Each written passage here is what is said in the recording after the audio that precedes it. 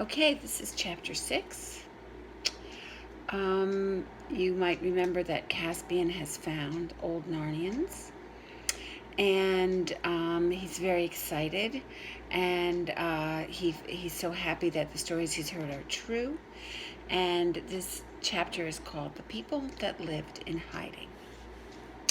Now began the happiest times that Caspian had ever known. On a fine summer morning, when the dew lay on the grass, he set off with the badger and the two dwarfs up through the forest to a high saddle in the mountains and down onto their sunny southern slopes, where one looked across the green wolds of Archenland. "We will first go to the Three Bulgy Bears," said Trumpkin. They came in a glade to an old hollow oak tree covered with moss, and Truffle Hunter tapped with his paw 3 times on the trunk, and there was no answer. Then he tapped again, and a woolly sort of voice from inside said, "Go away, it's not time to get up yet." But when he tapped the 3rd time, there was a noise like a small earthquake from inside, and a sort of door opened, and out came 3 brown bears, very bulgy indeed, and blinking their little eyes. And when everything had been explained to them, which took a long time because they were so sleepy, they said, just as Truffle Hunter had said, that a son of Adam ought to be king of Narnia. And all kissed Caspian, very wet, snuffly kisses they were, and offered him some honey. Caspian did not really want honey without bread at that time in the morning, but he thought it polite to accept. It took him a long time afterward to get unsticky. Picture.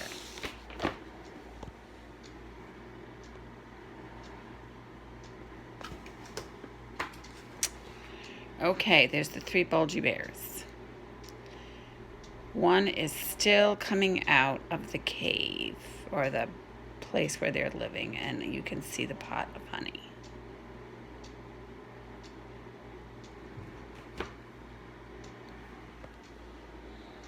Okay. After that, they went on till they came among tall beech trees, and Truffle Hunter called out, "Pattertwig! Pattertwig!" And almost at once, bounding down from branch to branch till he was just above their heads, came the most magnificent red squirrel that Caspian had ever seen. He was far bigger than the ordinary dumb squirrels which he had sometimes seen in the castle gardens. Indeed, he was nearly the size of a terrier, and the moment you looked in his face, you saw that he could talk. Indeed, the difficulty was to get him to stop talking, for, like all squirrels, he was a chatterer. He welcomed Caspian at once and asked if he would like a nut, and Caspian said thanks, he would, but as Pattertwig went bounding away to fetch it, Truffle Hunter whispered in Caspian's ear, "Don't look. Look the other way. It's very bad manners among squirrels to watch anyone going to his store, or to look as if you wanted to know where it was." Then Pattertwig came back with the nut, and Caspian ate it, and after that Pattertwig asked if he could take any messages to other friends. "For I can go nearly everywhere without setting foot to ground," he said. Truffle Hunter and the dwarfs thought this a very good idea, and gave Pattertwig messages to all sorts of people with strange names, telling them all to come to a feast and council on Dancing Lawn at midnight 3 nights ahead. "And you'd better tell the 3 Bulgies, too," added Trumpkin. "We forgot to mention it to them." Their next visit was to the 7 brothers of Shuddering Wood. Trumpkin led the way back to the saddle, and then down eastward on the northern slope of the mountains till they came to a very solemn place among rocks and fir trees. They went very quietly, and presently Caspian could feel the ground shake under his feet, as if someone were hammering down below. Trumpkin went to a flat stone about the size of the top of a water butt, and stamped on it with his foot. After a long pause, it was moved away by someone or something underneath, and there was a dark round hole with a good deal of heat and steam coming out of it, and in the middle of the hole the head of a dwarf, very like Trumpkin himself. There was a long talk here, and the dwarf seemed more suspicious than the squirrel or the bulgy bears had been, but in the end the whole party was invited to come down. Caspian found himself descending a dark stairway into the earth, but when he came to the bottom he saw firelight. It was the light of a furnace. The whole place was a smithy, which is a place where metal is heated and bent and forged. A subterranean stream ran past on one side of it, Two dwarfs were at the bellows. Another was holding a piece of red-hot metal on the anvil with a pair of tongs. A fourth was hammering it, and two, wiping their horny little hands on a greasy cloth, were coming forward to meet the visitors. It took some time to satisfy them that Caspian was a friend and not an enemy, but when they did, they all cried, "Long live the king!" And their gifts were noble: mail shirts and helmets, and swords for Caspian and Trumpkin and Nickabrick. The badger could have had the same if he had liked, but he said he was a beast, he was, and if claws and teeth could not keep his skin whole, it wasn't worth keeping. The workmanship of the arms was far finer than any Caspian had ever seen, and he gladly accepted the dwarf-made sword instead of his own, which looked, in comparison, as feeble as a toy and as clumsy as a stick. The 7 brothers, who were all red dwarfs, promised to come to the feast at Dancing Lawn. A little farther on, in a dry, rocky ravine, they reached the cave of the 5 black dwarfs. They looked suspiciously at Caspian, but in the end the eldest of them said, "If he is against Miraz, we'll have him for king." And the next oldest said, "Shall we go farther up for you, up to the crags? There's an ogre or two and a hag that we could introduce you to up there." "Certainly not," said Caspian. "I should think not, indeed," said Truffle Hunter. "We want none of that sort on our side." Nickabrick disagreed with this, but Trumpkin and the badger overruled him. It gave Caspian a shock to realize that the horrible creatures out of the old stories, as well as the nice ones, had some descendants in Narnia still. "We should not have Aslan for a friend if we brought in that rabble," said Truffle Hunter as they came away from the cave of the black dwarfs. "Oh, Aslan," said Trumpkin cheerily but contemptuously. "What matters much more is that you wouldn't have me." "Do you believe in Aslan?" said Caspian to Nickabrick. "I'll believe in anyone or anything," said Nickabrick, "that'll batter these cursed Telmarine barbarians to pieces or drive them out of Narnia. Anyone or anything, Aslan or the White Witch. Do you understand?" "Silence," said Truffle Hunter. "You do not know what you are saying. She was a worse enemy than Miraz and all his race." "Not to dwarfs, she wasn't," said Nickabrick. Their next visit was a pleasanter one. As they came lower down, the mountains opened out into a great glen or wooded forge with a swift river running at the bottom. The open places near the river's edge were a mass of foxgloves and wild roses, and the air was buzzing with bees. Here Truffle Hunter called again, "Glenstorm!" And after a pause, Caspian heard the sound of hoofs. It grew louder till the valley trembled, and at last, breaking and trampling the thickets, there came in sight the noblest creature that Caspian had yet seen, the great centaur Glenstorm and his 3 sons. His flanks were glossy chestnut, and the beard that covered his broad chest was golden red. He was a prophet and a stargazer, and knew what they had come about. "Long live the king," he cried. "I and my sons are ready for war.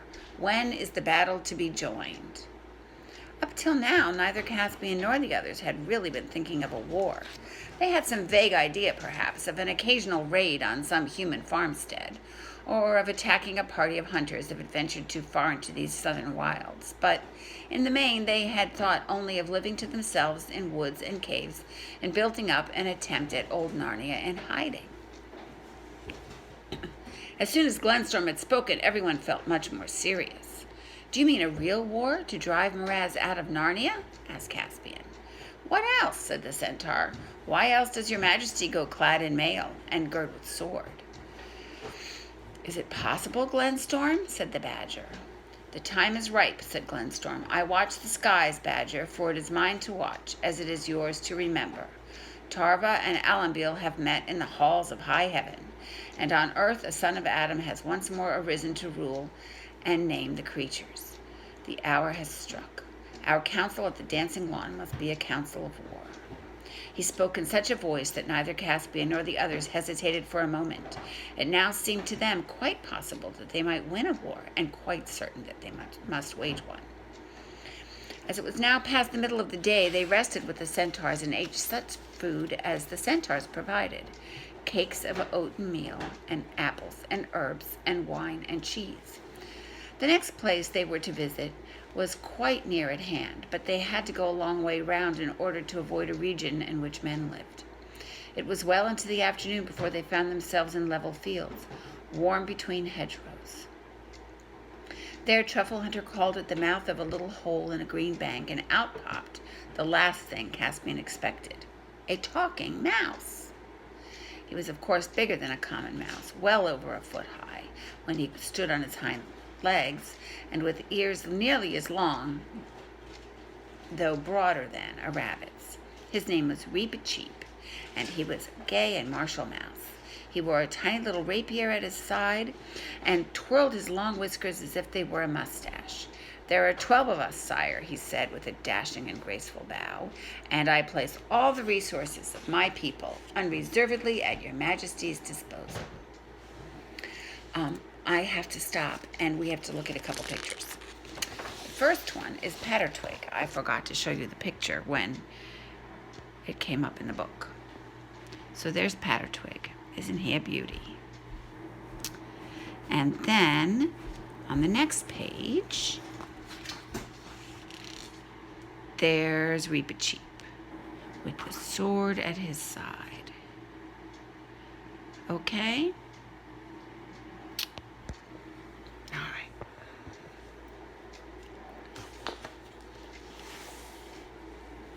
Caspian tried hard and unsuccessfully not to laugh, but he couldn't help thinking that Reepicheep and all his people could very easily be put in a washing basket and carried home on one's back. It would take too long to mention all the creatures whom Caspian met that day.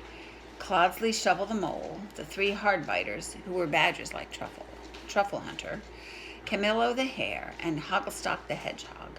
They rested at last beside a well at the edge of a wide and level circle of grass, bordered with tall elms which now threw long shadows across it, for the sun was setting, the daisies closing, and the rooks flying home to bed.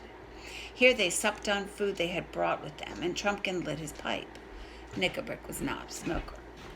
"Now," said the badger, "if only we could wake the spirits of these trees and this well, we should have done a good day's work." "Can't we?" said Caspian. "No," said Truffle Hunter, "we have no power over them. Since the humans came into the land, felling forests and defiling streams, the dryads and naiads have sunk into a deep sleep. Who knows if ever they will stir again? And that is a great loss to our side. The Telmarines are horribly afraid of the woods, and once the trees moved in anger, our enemies would go mad with fright and be chased out of Narnia as quick as their legs would carry them." "What imaginations you animals have," said Trumpkin, who didn't believe in such things. "But why stop at trees and waters? Wouldn't it even be nicer if the stones started throwing themselves at old Miraz?" The badger only grunted at this, and after that there was such a silence that Caspian had nearly dropped off to sleep when he thought he heard a faint musical sound from the depth of the woods at his back. Then he thought it was only a dream and turned over again. But as soon as his ear touched the ground, he felt or heard, it was hard to tell which, a faint beating or drumming. He raised his head. The beating noise at once became fainter, but the music returned, clearer this time. It was like flutes. He saw that Truffle Hunter was sitting up, staring into the wood. The moon was bright. Caspian had been asleep longer than he thought. Nearer and nearer came the music, a tune wild and yet dreamy, and the noise of many light feet, till at last, out from the wood into the moonlight, came dancing shapes, such as Caspian had been thinking of all his life. They were not much taller than dwarfs, but far slighter and more graceful. Their curly heads had little horns. The upper part of their bodies gleamed naked in the pale light, but their legs and feet were those of goats. "Fawns!" cried Caspian, jumping up, and in a moment they were all round him. It took next to no time to explain the whole situation to them, and they accepted Caspian at once. Before he knew what he was doing, he found himself joining in the dance. Trumpkin, with heavier and jerkier movements, did likewise, and even Truffle Hunter hopped and lumbered about as best he could. Only Nickabrick stayed where he was, looking on in silence. There's a picture of the dance.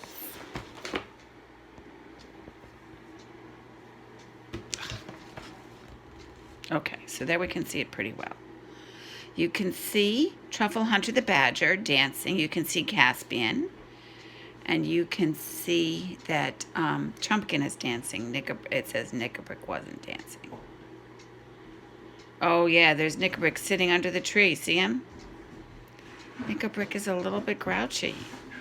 Most of the time, you will discover. Okay, almost done. The fawns footed it all around Caspian to their reedy pipes. Their strange faces, which seemed mournful and merry all at once, looked into his. Dozens of fawns. Pattertwig had sent them all. When Caspian awoke next morning, he could hardly believe that it had not been all a dream, but the grass was covered with little cloven hoof marks. End of chapter 6.